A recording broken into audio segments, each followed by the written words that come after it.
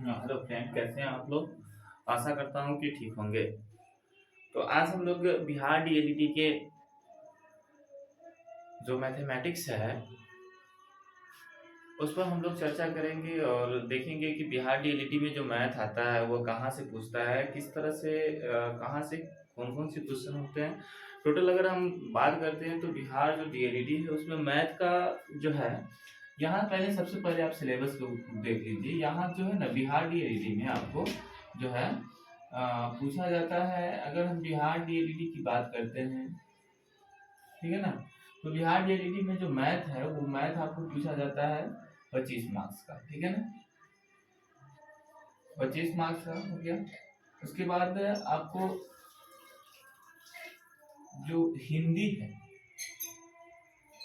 या उर्दू है, ठीक है ना, हिंदी है या उर्दू है, ये दोनों में से भी 25 मार्क्स का होता है, ठीक है।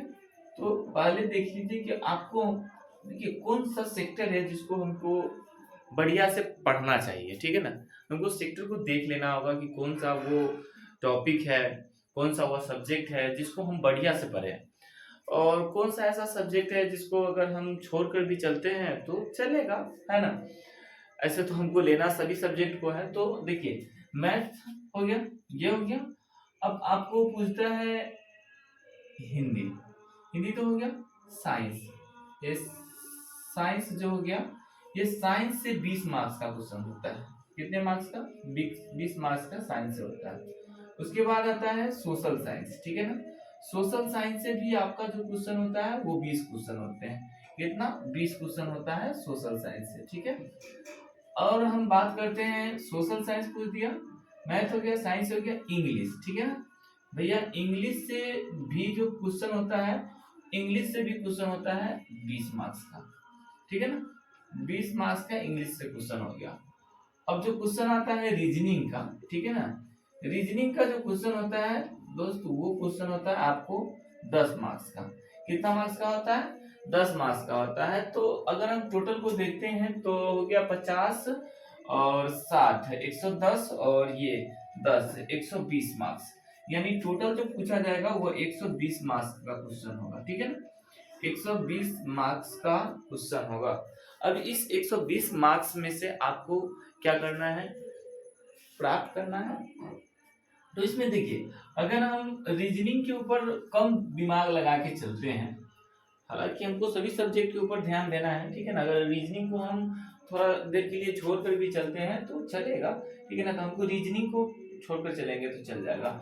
लेकिन हमको जो मेन सौखर जो नंबर देगा वो आपको, अगर हिंदी और उर्दू है तो ये आपका जो है ना पूरा बढ़िया मार्क्स इसमें। देखिए कभी भी हम कोई भी कंपटीशन की तैयारी करते हैं तो सबसे पहले हमको क्या करना होता है, ध्यान देना होता है कि हम मेरा भैया ये सब्जेक्ट है, जगह मैथ हो गया या हिंदी हो गया, हिंदी हो गया, और अगर मैथ ही हो गया तो मैथ में जितने भी सब्जेक्ट, मैथ में जितने भी टॉपिक हैं, मतलब बिहार डीएलईडी से संबंध में हम देखते हैं तो ऐसा ना मैथ बहुत कौन कौन से चैप्टर से आने वाला है, कहाँ से आने वाला है, इन सब चीजों के ऊपर हम सबसे पहले गौर करते हैं। सोचे पढ़ने से नहीं होगा, ठीक है। जितने भी डीएलईडी वाले स्टूडेंट हैं आप पहले समझ लीजिए, सोचे हम पढ़ेंगे भैया कहाँ पढ़े, क्या पढ़े, ये चीज नहीं। आप देखिए 10th किए हैं, सब कुछ किए हैं, 9th किए हैं, तो फिर दिक्कत किस बात की? सबसे पहले आपको सिलेबस उठाना है। मैथ ही है तो मैथ के कौन कौन से जो चैप्टर है, कौन कौन से टॉपिक से क्वेश्चन आता है, तो हमको वो उन टॉपिक पर, उन चैप्टर के ऊपर क्या करना है, कमांड करना है भैया। अब हम उन टॉपिक, उन चैप्टर के ऊपर अगर हम कमांड कर लेते हैं तो हम अपने आप को समझेंगे कि मेरा मैथ ठीक हो गया। अब उसके बाद हम क्या करेंगे, मैथ में हम क्या करेंगे, प्रैक्टिस सेट मारेंगे, देखेंगे अपने आप को, आंकेंगे कि क्या मुझे मैथ में किस तरह से रिजल्ट आ रहा है प्रैक्टिस सेट को। फिर उसी तरह से हिंदी वाले बच्चे हिंदी में, उर्दू वाले बच्चे उर्दू में। अब यहाँ से हमको ये क्या कर रहा है, 50 कवर कर रहा है, 50 क्वेश्चन कवर कर रहा है। अब 50 क्वेश्चन में से कम हमको कितना, 40 आ जाना चाहिए। हम इस हिसाब से तैयारी करें, ठीक है। अब रह गई बात साइंस की, ठीक है ना। साइंस और सोशल साइंस ये सारा 10th लेवल का सिलेबस है भैया, सारा के सारा क्या है, 10th लेवल का सिलेबस है। तो अब साइंस हो गया और क्या हो गया, सोशल साइंस हो गया। तो साइंस और सोशल साइंस दोनों को आप देख लीजिए, ठीक है ना। फिर दोनों में सेम सेम प्रोसेस अपनाएंगे। इस तरह से हम लोग क्या करेंगे, काम करेंगे, ठीक है ना। तो अभी हम जो देखेंगे, अभी हम लोग बात करेंगे बिहार डीएलईडी के आज तो हम लोग थोड़ा सा परिचय के तौर पे चर्चा किए हैं कि हम लोग परिचय करेंगे, है ना। ज्यादा विशेष हम लोगों को कुछ बातों के ऊपर डिस्कस नहीं करना है। आज हम लोग विशेष रूप से अगर डिस्कस करेंगे तो थोड़ा सा मैथ स्टार्ट करेंगे। आज हम लोग जो है मैथ, क्या चीज है, मैथ से शुरुआत करते हैं, ठीक है। और एक सीक्वेंस बना के हम लोग चलेंगे, सभी चीजों को लेकर कोशिश करते हैं। आप हमारे साथ बने रहें, हम आपके साथ जरूर बने रहेंगे, ठीक है। तो मैथ के ऊपर अगर हम चर्चा करते हैं सबसे पहले, तो हमारा मैथ का एक जो बिहार डीएलईडी द्वारा दिया गया है सिलेबस, उसमें मैथ को हम देखते हैं तो हमारा पहला ही टॉपिक क्या है, वास्तविक संख्या, जो क्लास 10वीं में आप पढ़े हुए थे, ठीक है। लेकिन यहाँ जो दिया गया है वो संख्या पद्धति से दिया गया है। क्या दिया गया है, संख्या पद्धति। वही वास्तविक संख्या में ही आ जाता है संख्या पद्धति, नंबर सिस्टम। क्या आ जाता है, नंबर सिस्टम। हमारा जो टॉपिक है क्या है, संख्या पद्धति से पहला टॉपिक हम आप देखते हैं क्या है, ये चैप्टर हो गया संख्या पद्धति, ठीक है। ये संख्या जो पद्धति है, हमको सबसे पहले अब हमको क्या करना है, मैथ में जो संख्या पद्धति है, नंबर सिस्टम है, हमको इसको क्या करना है, ठीक करना है। अब नंबर सिस्टम को हम कैसे ठीक करेंगे, इसमें कैसे इंप्रूवमेंट लाएंगे, हमारा बदलाव कैसे होगा नंबर सिस्टम पे, ठीक है ना। अब इसको हमको क्या करना है, आपको कोई भी टीचर, आप कहीं भी पढ़िए, ऑनलाइन पढ़ रहे हैं, ऑफलाइन पढ़ रहे हैं, ये सब आप पढ़ रहे हैं, देख रहे हैं, ये चीजें मायने नहीं रखता, आप खुद ब खुद कितना काम कर रहे हैं। अभी क्या है कि हम टीचर्स को आप ही हमें पैसा दे रहे हैं, या अदरवाइज आप कहीं और भी पढ़ रहे हो, वो आपकी अपना मैटर रखता है, ठीक है। लेकिन समस्या क्या है कि कोई भी काम को जब तक हम खुद नहीं करते हैं, वो काम हमारा सफल नहीं होता है, ठीक है ना। आप हमारे भरोसे नहीं रह सकते हैं। टीचर क्या है, एक गाइड के रूप में आपको गाइड करेंगे, ठीक है ना। वो एक मार्गदर्शक के रूप में है, आपको प्रॉब्लम्स जो होंगे वो प्रॉब्लम्स को सोल्व करने के लिए आपको करना खुद है। उठिए, जगिए, दौड़िए, खुद से कोशिश कीजिए, जितना हो सके उतना कोशिश कीजिए, कंसल्ट में बने रहिए। जब भी अब जब आप खुद से करेंगे, आपके साथ समस्या आएंगी, प्रॉब्लम आएंगी। अब जब प्रॉब्लम आएंगी तो आप क्या कीजिएगा, आप किसी टीचर के संपर्क में जरूर होंगे, मेरे संपर्क में भी है, बहुत सारे हैं, तो आप उनसे पूछिए, है ना। सर इस तरह से है, मुझे समझ में नहीं आ रहा है, कैसे होगा, क्या होगा, ठीक है। क्योंकि आज थोड़ा सा फर्स्ट है तो हम लोग कुछ एक्स्ट्रा भी बात कर लेते हैं, है ना। तो देखिए, हम नंबर सिस्टम के ऊपर अगर बात करते हैं, जो हमारा जो नंबर सिस्टम है, तो सबसे पहले हम हर एक संख्या को जानेंगे, हर एक चीजों को जानेंगे, ठीक है ना। पहले आप पढ़े भी होंगे, फिर भी मैं एक बार रिवाइज करा रहा हूँ भैया, तो अब तो पढ़ना ही पड़ेगा, ठीक है ना। तो देखिए, जो गिनती की संख्या है, क्या है, संख्या को हमको संख्या के बारे में मेन रूप से जानना है, ठीक है ना। इसमें और कई तरह से सवाल हो सकते हैं। देखिए क्या है, हम पहला देखते हैं जो गिनती की संख्या, ठीक है ना। गिनती की संख्या जो होती है, गिनती की संख्या को हम क्या कहते हैं, बोलिए। गिनती की संख्या को हम लोग कहते हैं प्राकृत संख्या। क्या सब कहते हैं, गिनती की संख्या के हम लोग कहते हैं प्राकृत संख्या। जैसे गिनती की संख्या क्या हो सकती है, 1 2 3 4 5 6 7 8 डॉट डॉट डॉट डॉट अनगिनत, इनफिनाइट तक हम जहां तक जाए, जहां तक गिन ले, जहां तक पॉसिबल हो आपको, वो सभी के सभी क्या होते हैं, अनगिनत। ये इसमें आ जाएगा, आपको प्राकृतिक संख्या में आ जाएगा, ठीक है ना। तो आप कह सकते हैं क्या चीज, गिनती गिनती गिनती की संख्या को क्या कहा जाता है भैया, प्राकृत संख्या कहते हैं, ठीक है। गिनती की संख्या को क्या कहते हैं, प्राकृत संख्या। एज फॉर एग्जाम्पल आप जैसे देख सकते हैं, जैसे में क्या हो सकता है, 1 हो गया, 2 हो गया, 3 हो गया, 4 हो गया, 5 हो गया, डॉट डॉट डॉट डॉट, हम जहां तक जा सकते हैं, ठीक है। आप यहाँ देखिए, एक बात हम बताते हैं, नोट देखिए, प्राकृत संख्या और परिमेय संख्या, ठीक है ना। हम एक बात कर लेते हैं, क्योंकि अभी एक बात आता है, हम अभी चूंकि आ गया इसीलिए दिमाग में, जहन में आ गया, बोल देते हैं। परिमेय संख्या क्या आता है, परिमेय संख्या। परिमेय संख्या किसको कहते हैं? तो जो अंश बट्टे हर के रूप में हो या जो p बाई q के रूप में हो, जिसको हम क्या कर सकते हैं? अंश बाई हर के रूप में हो। किसके रूप में हो भैया? अंश बट्टे हर के रूप में होता है, उसको हम क्या कहते हैं? उसको हम कहते हैं परिमेय संख्या। क्या कहते हैं? परिमेय संख्या। तो अब हमको पूछता है कि यहाँ नोट क्या है लिखे हैं, तो प्रत्येक प्राकृत संख्या, प्रत्येक प्राकृत संख्या एक परिमेय संख्या होता है। क्या होता है? एक परिमेय संख्या होती है। प्रत्येक प्राकृतिक संख्या क्या होता है भैया? एक परिमेय संख्या होती है।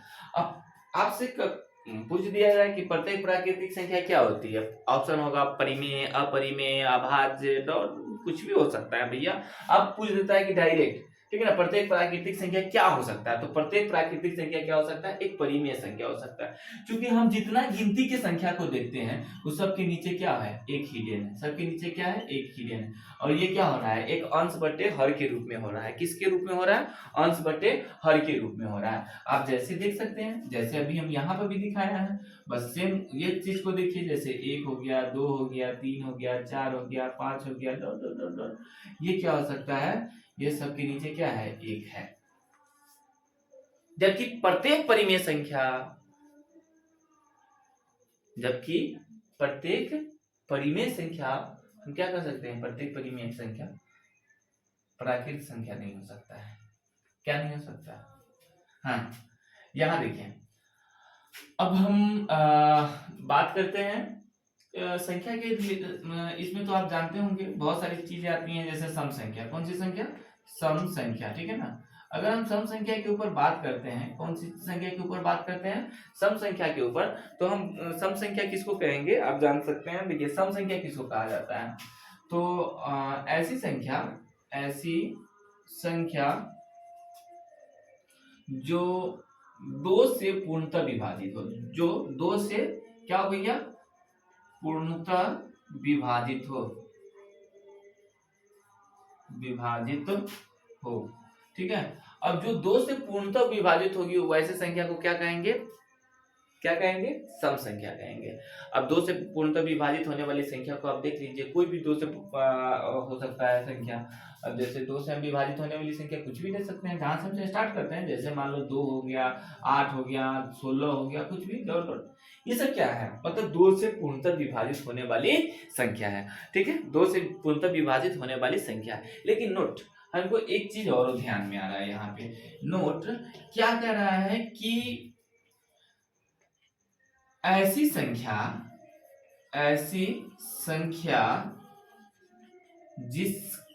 जिसका इकाई अंक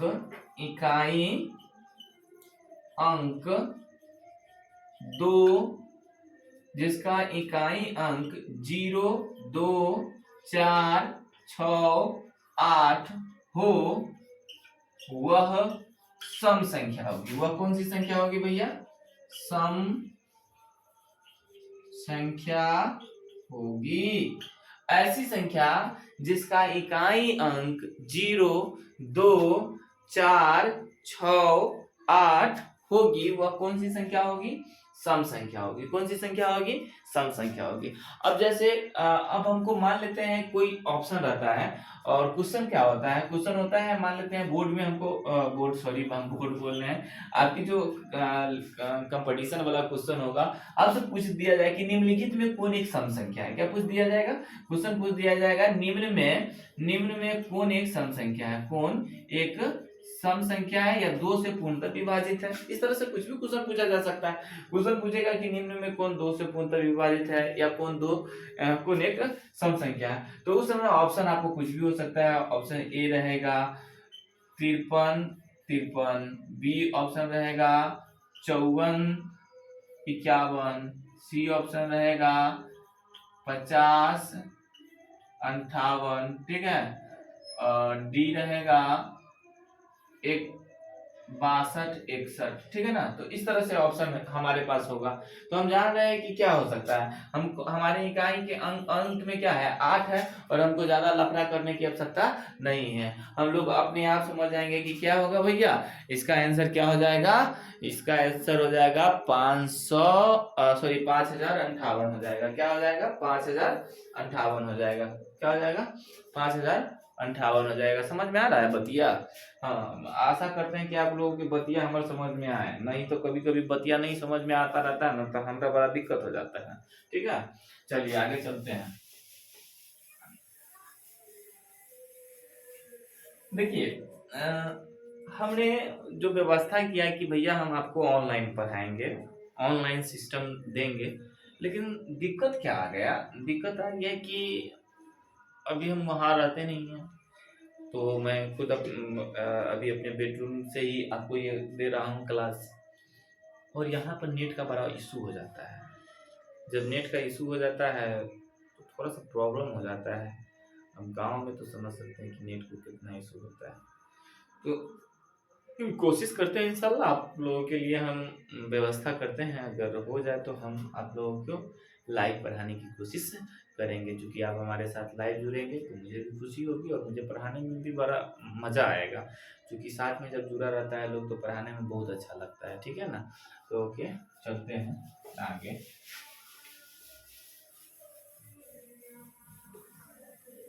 देखिए, अभी हम तो इस पे बात कर लिए, अब हम लोग बात करते हैं कुछ और जो चीजें हैं। हालांकि देखिए, हम इसके ऊपर बात करेंगे जो अभी मैंने नियम बताया है, तो इसके ऊपर हम लोग आपसे बात करेंगे। ठीक है, जैसे कि अगर हम लेते हैं कि अभी ये संख्या के ऊपर बात की है, जैसे 2 से विभाजित होती है, तो अब विभाजित में आ गए तो हम चलो थोड़ा इस पर बात कर लेते हैं। ऐसी संख्या, ठीक है ना, ऐसी संख्या, ऐसी संख्या जो ऐसी संख्या जिस ऐसी संख्या जिसके अंकों का योग, जिसके अंकों का योग, अंकों का योग 3 से विभाजित हो, विभाजित हो, वह 3 से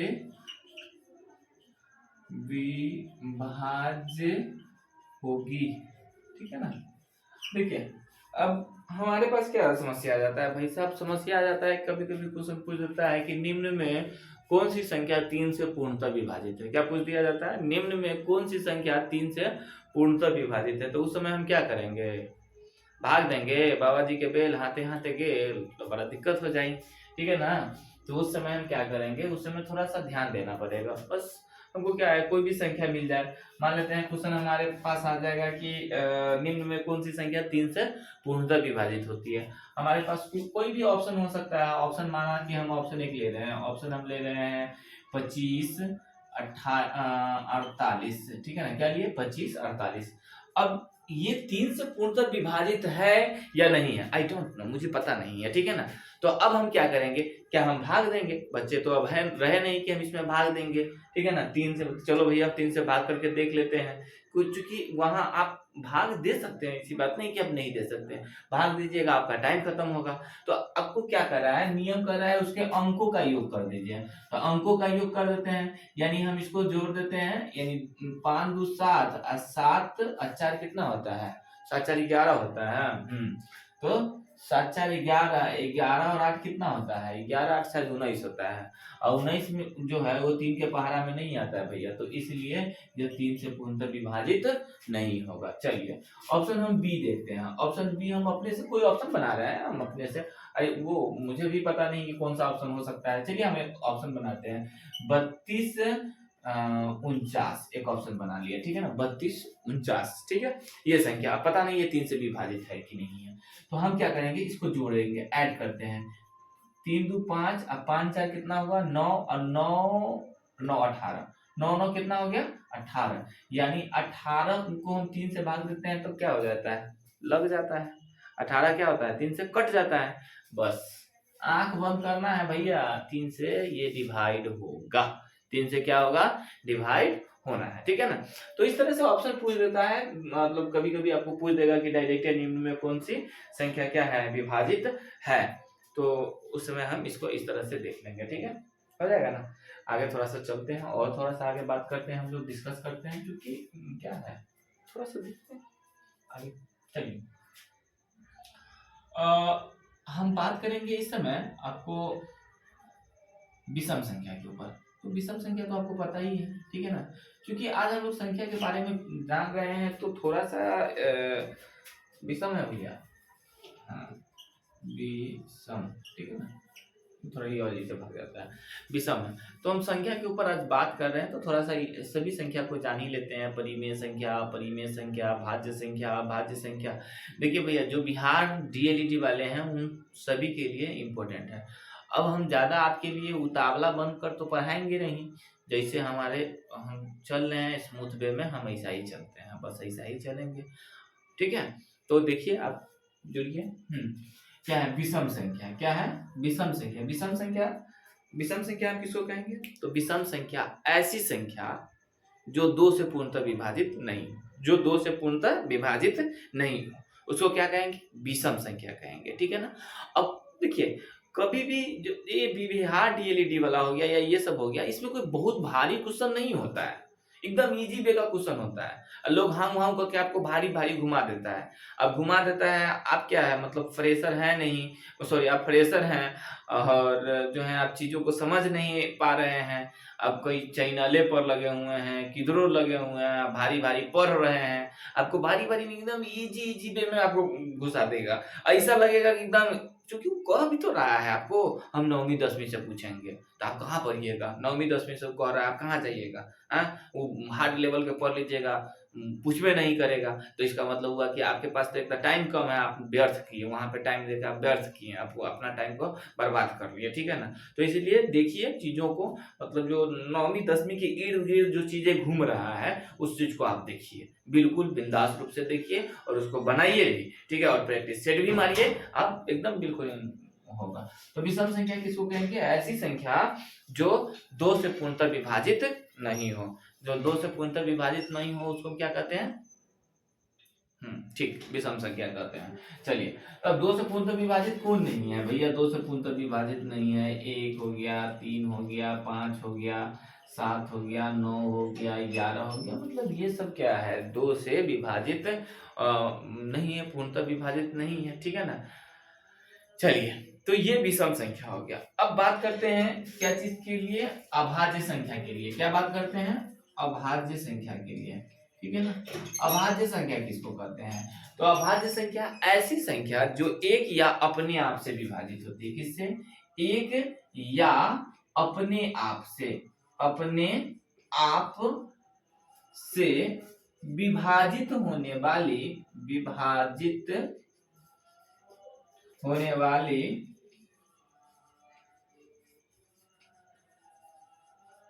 संख्या को, ठीक है ना, एक या अपने आप से विभाजित होने वाली संख्या को हम क्या कहते हैं, अभाज्य संख्या कहते हैं, ठीक है ना। अब देखिए, यहां से दूसरा कुछ नहीं पूछता है, अब एकदम इजी वे का उठा के पटक देता है, निम्न में सबसे छोटी अभाज्य संख्या कौन है, लीजिए बताइए, सबसे छोटी अभाज्य संख्या कौन है। बड़ा कंफ्यूजन हो जाता है, आप पढ़े रहिएगा तो ठीक है, और नहीं पढ़े रहिएगा तो आप मारिएगा, क्या मालूम है सबसे छोटी अभाज्य संख्या, आप मारिएगा भैया 1 मारिएगा, नहीं तो 3 मारिएगा, ये दोनों में से कोई आप मारिएगा। अगर चीजों को आप समझ रहे हैं तो ठीक है, नहीं समझ रहे हैं तो फिर आपको लगाना है, हमको पता है कि आप 1 मतलब 3 लगा दीजिएगा, गलती कर दीजिएगा, ठीक है। तो सबसे छोटी जो अभाज्य संख्या पूछ देता है, निम्न में सबसे छोटी अभाज्य संख्या है, तो सबसे छोटी अभाज्य संख्या है वो क्या है, 2 है, क्या है, 2 है, क्योंकि 2 जो है वह 1 से भी विभाजित होता है और अपने आप से भी विभाजित होता है, इसलिए सबसे छोटी अभाज्य संख्या क्या है, 2 है। तो 2 हो गया, 3 हो गया, 5 हो गया, 7 हो गया, 9 नहीं होगा, 9 नहीं होगा क्योंकि 3 से विभाजित है, ठीक है ना, भाज्य संख्या में है।